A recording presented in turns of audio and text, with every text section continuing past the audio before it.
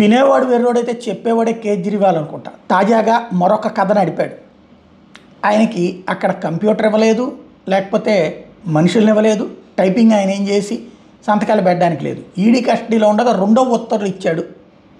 ఇప్పుడు తాజాగా మద్యం విధానం కేసులో అరెస్ట్ అయిన కేజ్రీవాల్ అట ఆరోగ్య శాఖకు సంబంధించి తీసుకోవాల్సిన చర్యలను రెండో ఆదేశాలు పేర్కొన్నారు. తొలిసారి ఇచ్చిన ఆదేశాల మీద ఈడీ దర్యాప్తు చేస్తున్నటువంటి సమయంలో మరోసారి ఉత్తర్వులు జారీ అయినాయి. ఈ ఉత్తర్వులు ఎవడిచ్చాడు?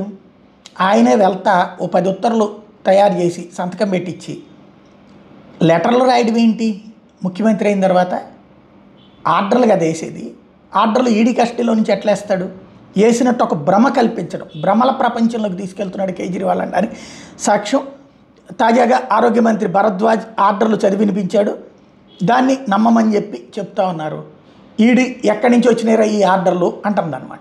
తమ ఎదురుగుండా కూర్చున్నాడు, తమకి తెలియకుండా ఆర్డర్లు ఎట్లా పంపిస్తాడు అంటే అదేదో గంగతో రాంబాబు సినిమాలో ముందుగానే వీడియోలు తయారు చేసుకుంటారే, అట్లాగే ముందుగానే ఆర్డర్లు తయారు చేసుకున్నాడు అనమాట.